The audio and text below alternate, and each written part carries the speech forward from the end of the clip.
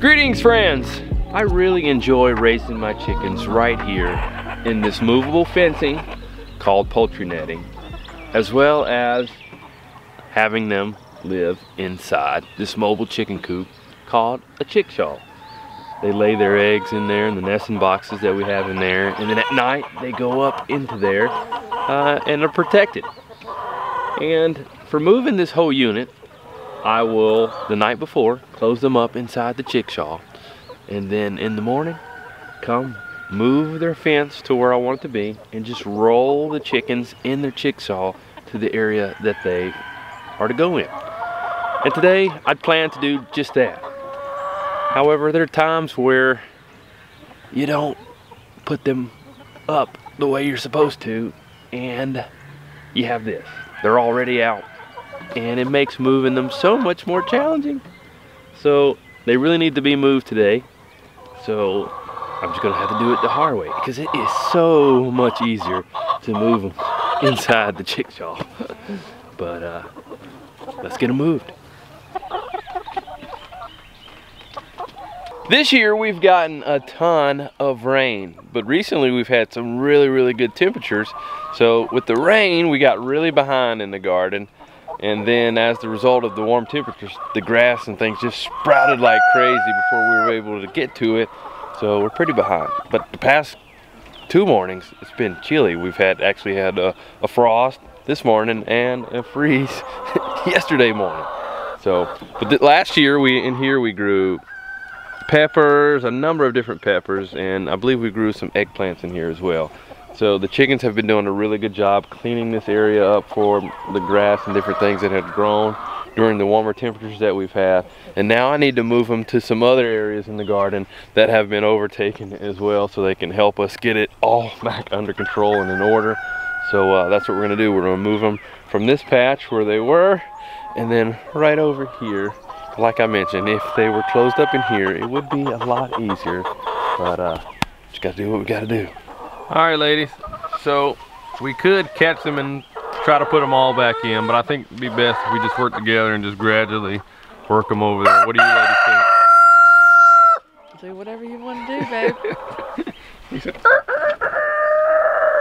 what do you think, Sailor? You're not sure? You just want to get it done?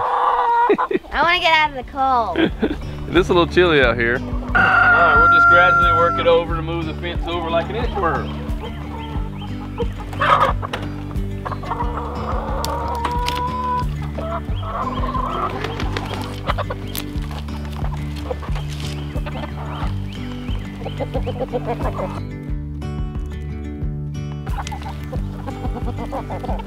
They're like, what? New grass? This is great.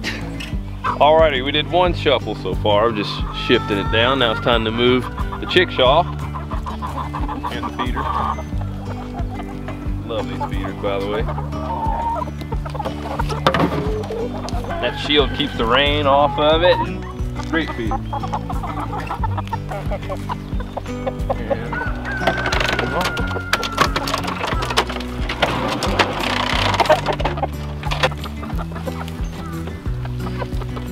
Set her down. Shift again.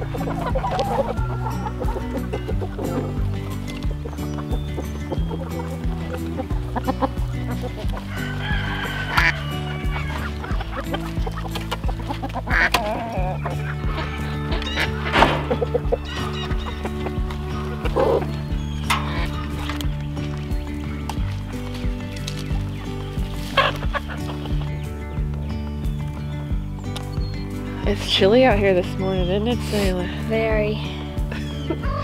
You really don't want to be out here, do you? I'm sure Daddy really appreciates us being out here helping him. I do, and we got it done right here. Appreciate that, ladies. So next time we'll just make sure we keep them pinned up and be even faster for getting them moved. But that wasn't too bad. So you can see here they're enjoying their new area. So look forward to them cleaning up for me.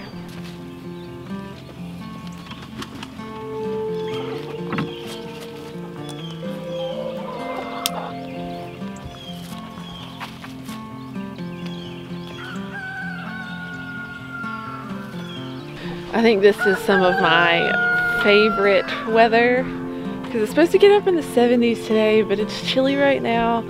So I think you get the best of both worlds of needing a coat in the morning and then wearing short sleeves in the afternoon. I think that's my favorite. What about you, Sayla? I just want it to be warm the whole day. I don't want it to be hot the whole day because I know that's coming and I don't enjoy that. So I like this. I like feeling a little cool in the mornings. I like to be warm in the mornings, or I don't like to get out of the bed. Well, isn't it interesting how we all have our different preferences?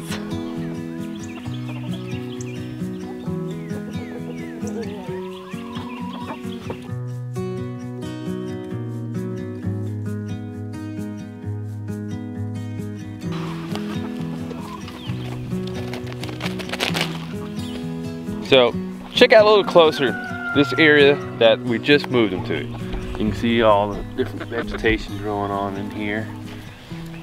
Chickweed, right? Chickweed. And let's show you where they were just at. Because it was similar to that. It had vegetation growing, but you can see here, it's a lot clearer. Still got some cleaning out to do, and I can do that, but they really have gotten things down for me, so that way I can get this bed going as soon as possible. And speaking of the frost, right here you can see where there's been some damage on the Swiss chard that we didn't get covered up. So yeah, this kind of is what it is. And speaking of that, in the greenhouse I have tomatoes growing, and let's go check on them, see how they have handled the frost.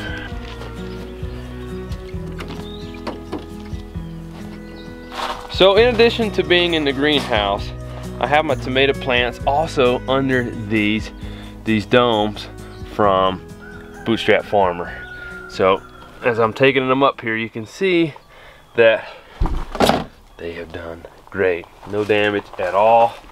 So it's like double protection here inside the greenhouse as well as under these domes here. So we're just going to take them off because it doesn't look like we're going to be hitting any low temperatures just going forward, so we should be good to go, but I'll have them handy in here just in case. And they're inside here in this greenhouse. My friend Adam at a Farm Life Outfitters the other night, he was staying up all night making sure he had wood in his wood stove in his greenhouse to keep his tomatoes from frosting. So there's some work that goes into this stuff here. All the homesteading and farming stuff, it's just not all kick back and just things grow and no problems. There's things you got to push through, but I'm enjoying seeing my tomatoes are doing well, because these are actually tomatoes that we got from the Saltons at Polyface Farm, and I can't wait to be able to taste the fruits of our labor here. So finish uncovering these, and then we got some more chickens to move. That should be way easier.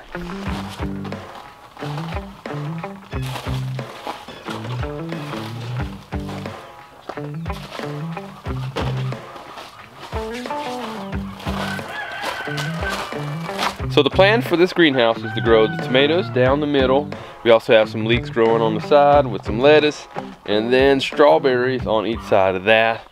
And then on the outer edges of each side of the greenhouse, plan to grow cucumbers up these tomahawks here, and different things growing with those. So right now there's just been cilantro growing that we're going to be pulling out soon, as well as some cabbage there. And the cilantro has been doing well all winter, so it's been really neat to have this greenhouse here to grow that in, because we've had more than all the cilantro that we want.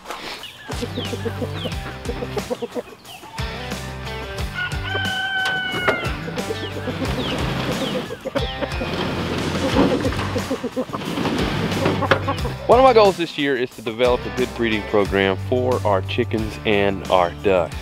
And right here in this chicken tractor is a number of roosters. So there's no breeding program happening quite yet with these. But ultimately I want to have chicken tractors that are set up for, I guess, breeding tractors. So in times that we're not using them for meat birds, growing them in there, raising them in there, they'll be for the types of breeds that we want to further on here on the homestead. So I'll keep a rooster in there, one rooster, the variety that I want to do, as well as have hens of that variety that I want to promote and multiply. And then if they get broody on the eggs, they can just hatch them out themselves, and then the chicks can just run around, and then we gradually be introduced to a bigger flock like we have in the chickshaw over there. So that's the plan. So, but right now they're here in this chicken tractor, and each day we'll move them on to fresh grass, so that way they can fertilize the land as well as get the grass and veg that they need. And we've got a duck tractor, chicken tractor, they're gonna be moving as well, just has ducks in it. Muscovies that I am actually in the progress of working on with them. And they're right here, and as you can see, there's a male in there with a few females. So we should be having some really good fertilized eggs for reproducing there.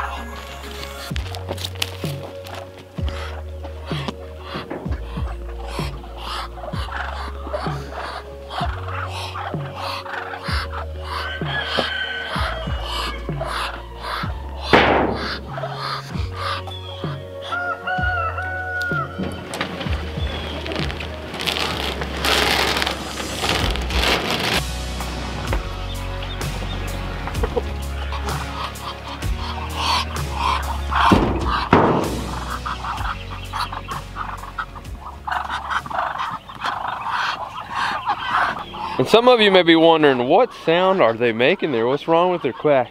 Well, the Muscovies here don't have the typical quack like any of your mallard ducks or your khaki Campbells or your Pekins. They have this hissing sound that you heard just right there. So that's the way they sound. They're actually pretty quiet. They don't lay a lot of eggs at all, but they can be good meat birds. So that's one of the things that we have in mind for them. Well, in addition to moving them on fresh grass for them to have feed and to fertilize the soil, having a chicken tractor can also help you with mowing the grass. So, as you can see here, as I'm pulling the chicken tractor through, they keep the grass down. So, multiple purposes. Next, we got some more birds to check on. Some new ones that we just got last week from Murray McMurray Hatchery. Our baby chicks.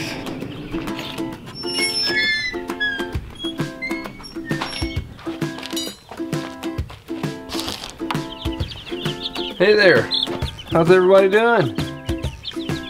Doing all right? All right, I can see we need some more food. Get you some more feed.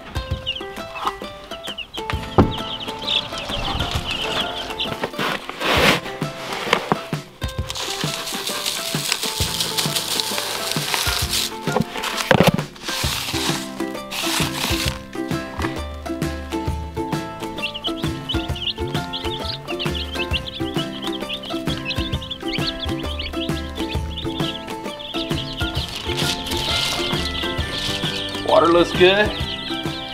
Now their feed's good. They're happy. North Carolina, one of the states where we can have all 4 seasons in 1 week. Interesting how we had freezing temperatures this morning, but now temperatures are going to be in the mid-70s. So I need to roll up the sides of this greenhouse to keep everything aired out. I had to cover everything, and now I had to air it out.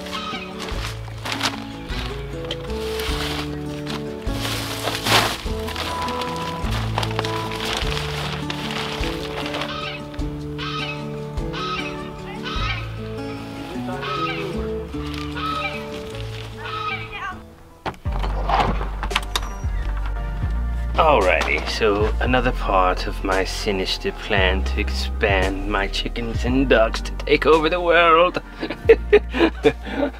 Alright, here I have some duck eggs that are incubating. Actually, those are Welsh Harlequin eggs for the most part, and we really are trying to increase our flock of them, and they were an endangered duck, so we're looking to expand on that.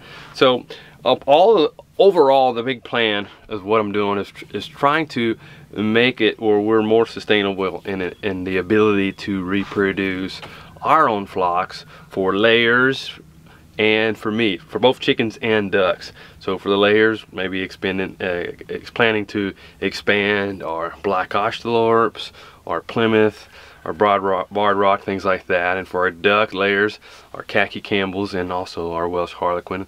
And then we also have plans for our meat birds, like our ducks for pecans and Muscovies for meat birds, as well as for our chickens. Really trying to see what we can do about that. Maybe do like the black Jersey Giants, which we have right now. Some of those black chicks that you saw, that's what they were. So I didn't do the best job of writing down, or I didn't do it at all, writing down when we started these eggs. I think we're right at a week or so. So we are going to candle them right now and just kind of see the progress they are making. All a part of my diabolical plan. Let's go. All right, so Sayla, if you could close the door and we'll hit the lights there. Okay. And we'll also hit these lights over here for our grow shell. And now it is completely dark. I can't see anything. Neither can I. And now we have light. All right, so we'll just open this up here. And we keep a sponge in there with water to help it increase the humidity in there. So we're just gonna check just a couple and see where they're at. All right, so there we go. That looks like about a week of development right there. So making progress. We can see the veins, things like that. Let's just check a couple more. We'll gradually go through these and weed out the ones that aren't in development. That one looks a little bit further ahead than the last one, just a little bit. But you can see some development there. Alright.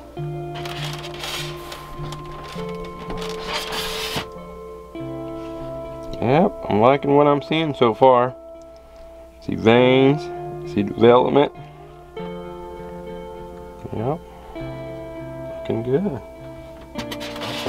Alrighty, so we're going to continue to go through those eggs to see which ones aren't developing and kind of get rid of those. And using this egg candle here really helps to be able to see what's going on the inside. And it kind of reminds me of the episode of the dinosaur show in the 90s. I think it's on Disney Plus now. And that first episode, the dad was looking in the egg to see the development, and the baby just starts waving at him. And he's like, oh, because he wasn't wanting to get another baby. But we are. And looking forward to seeing these come into life, these little tiny creatures develop and come into life and be able to be here on the homestead. It's always exciting. And but we don't want the excitement of rotten eggs, so we're going to get rid of those bad ones, because having them explode on you is no fun. I've been there before. Don't want to go there again. Well, that's it for now. You guys are just going to have to stay tuned to see how they develop. That's it for now. We'll see you later.